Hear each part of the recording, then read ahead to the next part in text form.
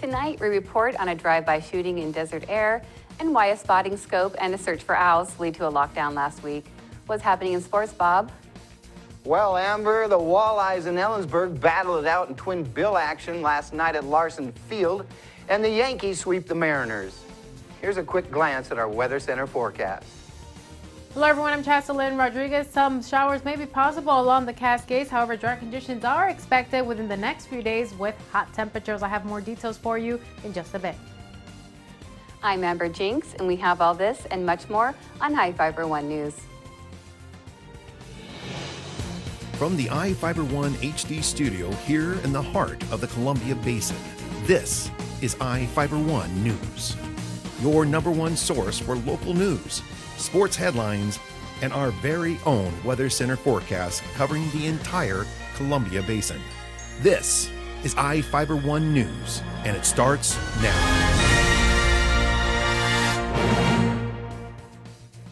A house was damaged by gunfire late Wednesday morning on Desert Air. Grant County Sheriff's deputies, along with the Mattawa and Royal City Police Departments, responded to a report of shots fired in the 400 block of Edgewater Way Southwest. According to the Grant County Sheriff's Office, they found a house struck by at least 4 bullets. The home was occupied at the time, but no injuries were reported. A possible suspect was seen fleeing in a vehicle, and the Sheriff's Office is investigating. The shooting is believed to be gang-related. No further details were released. The annual Soap Lake Powwow returns to Snokayam Park this weekend with a celebration of Northwest Native American cultures. Reporter Jeff Chu has the details. Tribal members from around the Northwest will dance and drum during the annual Soap Lake Powwow Friday through Sunday. The colorful cultural event starts at 7 p.m. Friday with a dancing and drumming parade at Smokayam Park, marking the official opening of the powwow. Smokayam Park is located off State Route 17 in Soap Lake. More drummers and dancers will participate as grand entries at noon and 7 p.m. Saturday and at noon Sunday in the park. Competition will include young tribal members as well as elders, with many dressed in traditional buckskin, beadwork, and feathers. Audience participation is encouraged. Vendors will sell food at the event. See soaplakepowwow.org or call 509-855-5085 for information. I'm Jeff Chu for iFiber One News. A cigarette started a fire in a shed that led to a stable starting a house fire on Monday night in Ephrata. Ephrata Fire Chief Jeremy Burns said on Wednesday a resident at the home on 9th Avenue Southeast was smoking in a woodshed and was careless when he discarded a cigarette. The shed caught fire and was destroyed. Burns said firefighters sprayed the home and a fence to cool them down before leaving the property. About an hour later, an elderly woman at the home noticed smoke in the bathroom and called 911. Firefighters were dispatched. They thought it was rekindling of the shed fire, but found the back of the home on fire. The home was a complete loss. Burns says a long stable in the wall framing of the home remained hot enough for the radiant heat of the shed fire to ignite a paper-faced house wrap installed with wood particle fireboards on the framing. State auditors found issues with Grant County's investment policy and how well it kept items safe. Representatives from Washington State Auditor's Office met with Grant County Commissioners, Treasurer, and Auditor Tuesday morning to discuss the results of the 2013 audit. The Auditor's Office plans to issue a management letter to the county as part of the audit. State auditors regularly review government entities to check their compliance with state and federal laws. State auditors pointed out issues with a section of the county's investment policy. The county handles money from several Grant County government agencies to invest. The government agencies receive interest from the money, which can be used in their budgets. The state auditors found problems with how the county kept track of small and attractive assets, such as electronics, computers, cameras, and other items. Several items, including 1 tablet, 2 monitors, 3 laptops, and 5 desktop computers, are missing. Now we take a look at people being sought by law enforcement. This is Sheriff Tom Jones with the Grant County Sheriff's Office. Each of the people you see here have a warrant for their arrest. If you see any of these people, we ask you do not attempt to detain or apprehend them, but call us at 509-762-1160 or send us an email at primetips@co.grant.wa.us. If the person is presenting a danger, call 911. With your help, we can bring these people to justice and make our community safer. We'll be right back after this.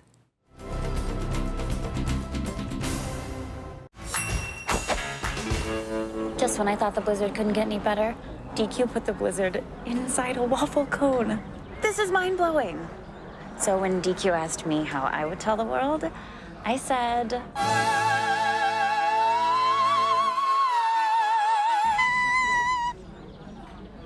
Sounds better in Italian. Pretty impressive, Liz. Any blizzard, like confetti cake, now in a fresh-baked waffle cone. This is fan food, not fast food. At Moses Lake Community Health Center, we have had the privilege to serve the local communities since 1978.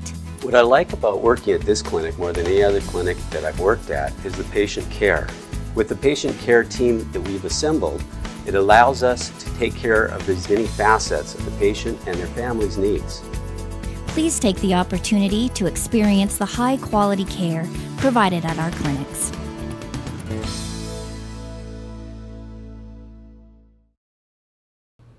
Hello everyone, I'm Chaselyn Rodriguez from your One News Weather Center, brought to you by iFiber One's Inside Look. Watch it today on iFiber1.com.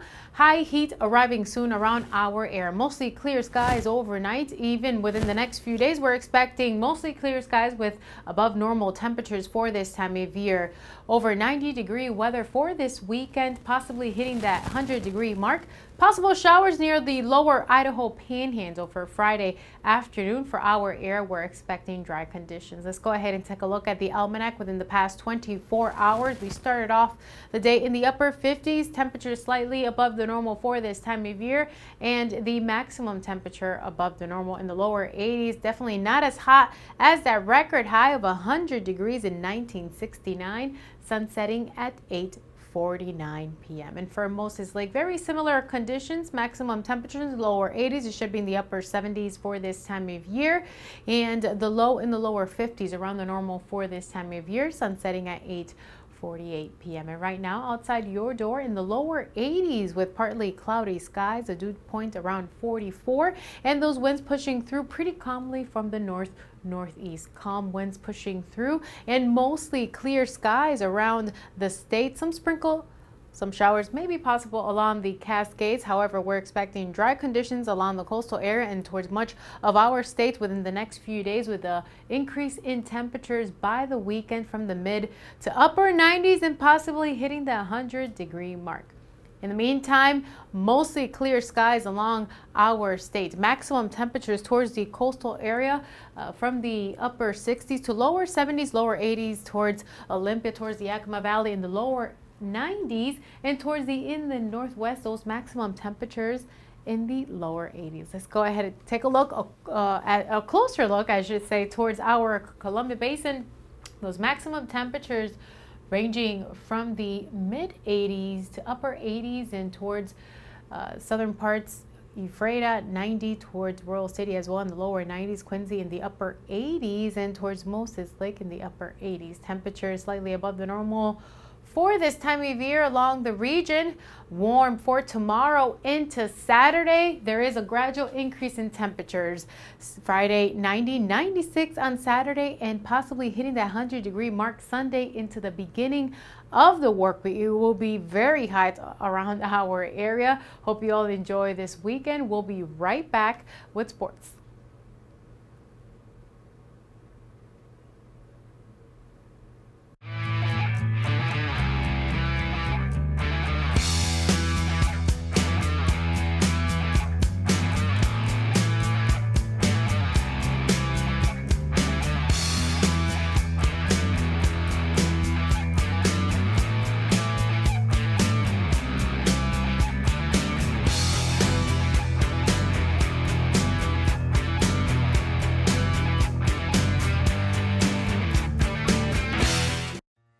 Hello, my name is Cheryl Kono. I am your local Ephrata Farmers Insurance Agent. Here at Cheryl Kono Insurance Agency, our customers always come first. We don't just work here, we live here. Please stop by the office, call, email, or Facebook me for a free auto, home, life, business, or farm and ranch quote today. We are insurance. We are farmers. Come in for a free quote today. We are farmers. Bum, ba, dum, bum, bum, bum, bum. Walleyes in Ellensburg battled it out in American Legion Twin Bill action at Larson Field last night. Game 1 was a back-and-forth contest that had Eberg go up 3-0 on a 2-out rally in the top of the second. The Walleyes answered back with 2 in the home half of the frame to get back in it. Ellensburg brought 2 home in the top of the third to stretch its lead to 5-2. 3 consecutive singles by Kane Valdez, Seth Holden, and Brandon Sweet to start the bottom of the inning produced 2 runs to inch Moses Lake closer, 5-4. A base on balls to Austin Valdez loaded the bags. Cameron Cirillo's bloop single to right tied it 5-all. Daniel Ochoa singled in 2 more, and the Walleyes took their first lead of the contest, 6-5. Moses Lake tacked on 1 more for good measure to go up 7-5. But the lead didn't hold up, and Ellensburg came back to win it 11-7. The second game of the doubleheader was a heck of a pitching duel that had the Walleyes up 2-1 through 5 innings. Kane Valdez was cruising along with 10 punch-outs, but the wheels came off the bus for Moses Lake in the top of the 6th, and the Walleyes dropped the game 6-1. The team is back on the diamond for a twin bill with Prosser June the 10th at Larson Field.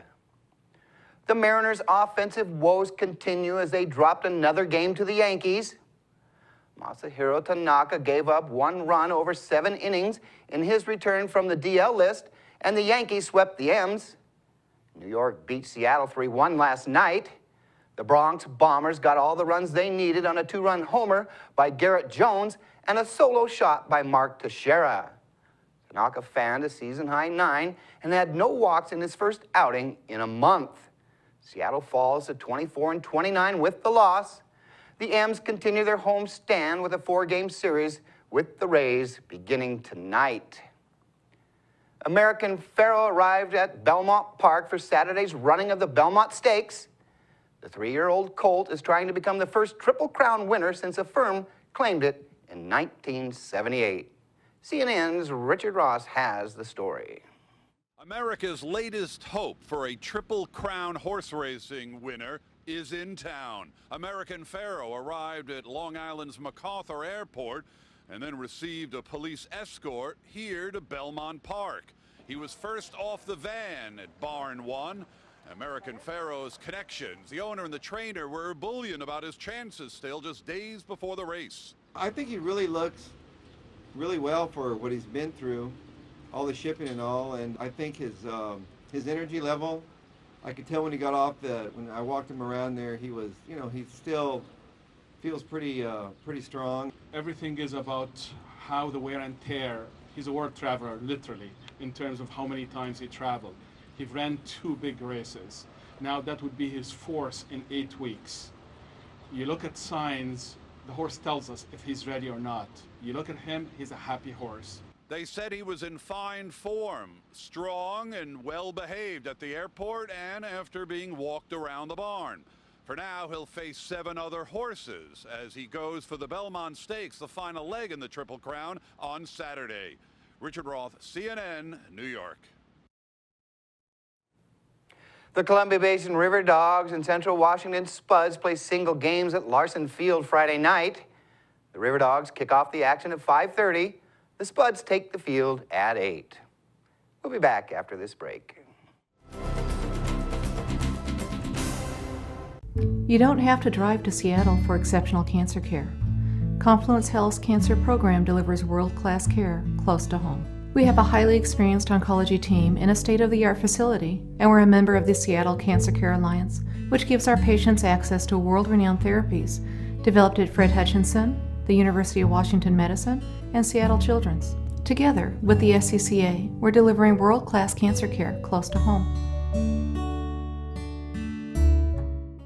Well, one thing I knew from being a patient myself was that a dental office is a scary place to come to. And so we wanted everything possible to make sure that our office is a comfortable place for our patients to visit.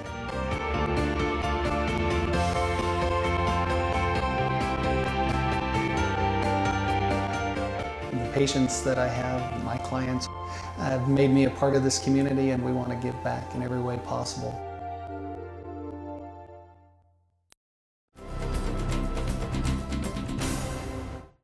Our spotlight story tonight is about the end of the television production program at Moses Lake High School, as broadcasting teacher Bob Schroeder is set to retire. Reporter Jeff Chu has the story. It's fade to black for Moses Lake School District's independent BNC TV channel. The end of the TV production program at Moses Lake High School comes as longtime broadcasting teacher Bob Schroeder announced his retirement after 18 years. I'm 67, it's time. Schroeder, a Vietnam veteran who attended Western Washington University at age 40, was recruited away from the Seattle-Tacoma TV market by Christine Armstrong. Today, Armstrong is the district's Director of Career and Technical Education Programs. She oversees the Columbia Basin Technical Skills Center. Schroeder explained how he came to Moses Lake. Christine Armstrong, the vocational director here, wanted to start a TV program, and I said, let's do it. And I burned out in television because I worked for NBC, CBS, and ABC in Seattle, yeah, and I worked for Cairo Television in Seattle. About 15, 16 years with Cairo, and I'm a videotape guy. Videotape doesn't exist anymore, but I did that. Also did bringing in live remotes and stuff like that, and then I did replay when I was freelancing, and camera, of course. Schroeder prides himself in taking at-risk youths under his wing and showing them production skills. A lot of these kids that have the desire to do something on video, I don't care what kind of video it is, but they have to think through it, and they have to plan it, and then they have to figure out how to do it, and that's what I like. I like it when the light comes on and they figure it out. I'm going, whoa. His broadcasting program included a remote broadcast vehicle that aired Moses Lake Rodeo, school sports, and graduation ceremonies. We got this, 8 years ago? Something like that, and we've done, a lot of television out of here. The classroom with TV monitors everywhere is adjacent to the production studio, now cluttered with equipment that may get a new home. I think the program is amazing. I think it's a best program in the state. And to shut it down, I think is a crime, but they don't see it that way. I don't understand some of the new television and some of the new media, but the kids do. But they've got to know the basics, so they can break all the rules. Superintendent Michelle Price said the TV production class has had several years of declining enrollment. Price said career and technical programs should introduce and grow student skills in areas that can lead to high-need industry careers in the community. Price said Career Technical and Skills Center administrators are reworking staffing options that are aligned with student interest, industry need, and staffing. Price said something in the photojournalism field is most likely to be offered instead of TV production. Schroeder said at this point he has no idea what he will do next, but many at the high school say he will be missed. I'm Jeff Chu for iFiber One News. I gotta go get a key for it. We'll be right back after this. Have you been to iFiber1.com? The most up-to-date news in the Columbia Basin is just one click away. With news, sports, and weather, you can stay in the know with what's going on in your community. Read your news on the go by visiting iFiber1.com on your tablet or even your phone. Follow us on Facebook for quick updates and discuss the news with others in our area. Your #1 news source in the Columbia Basin is iFiber1.com. Check it out today.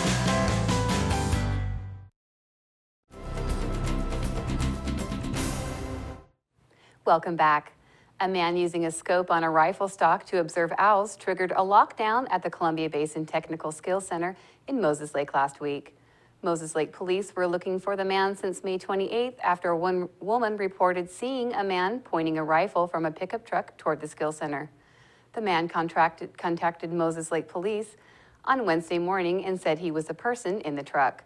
According to Captain Dave Sands, the man was using a spotting scope on a rifle stock to look for burrowing owls in the fields next to the Skills Center. Sands said it was fortunate this was not as serious as reported.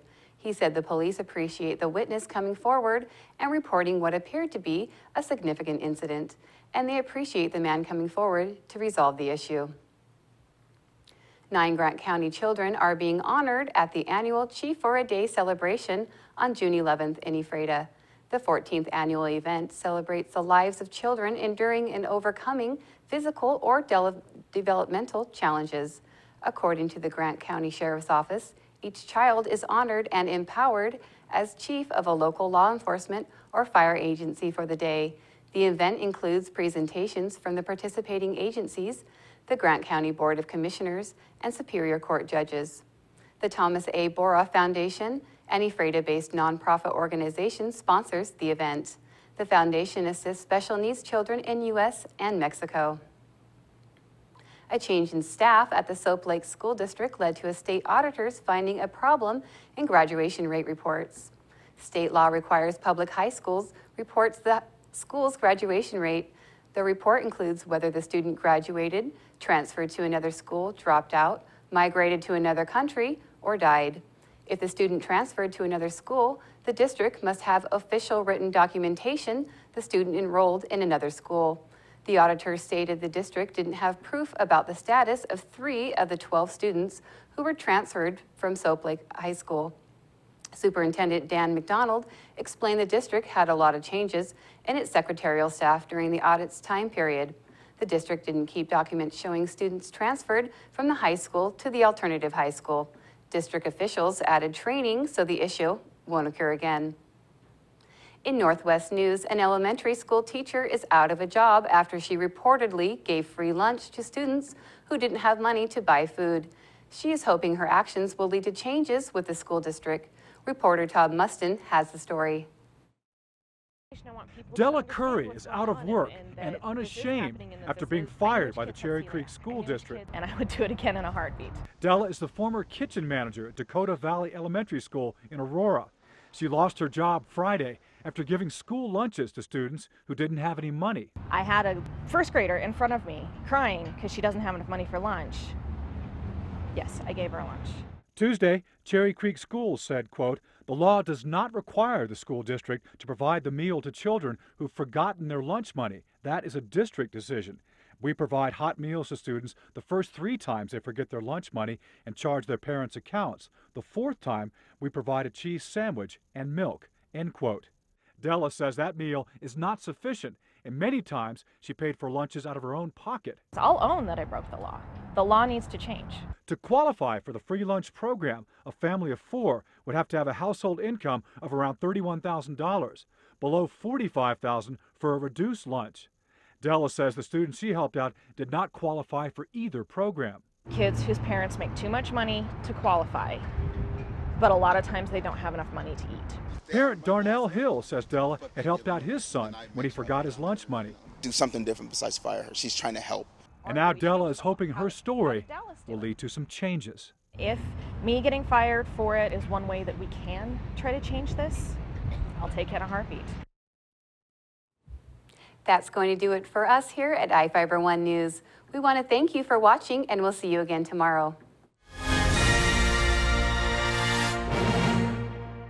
What's white and yellow and red all over? If you said the local book telephone directory, the one with the purple sunset on the cover, then you're right. In print and online at statewideyp.com, it features up-to-date local maps, community information, and a calendar of events. With a restaurant dining guide with full local menus and a reverse directory, you're sure to find the number you're looking for. It's the best way to get the information you need. Pick up a copy of the local book today or visit statewideyp.com.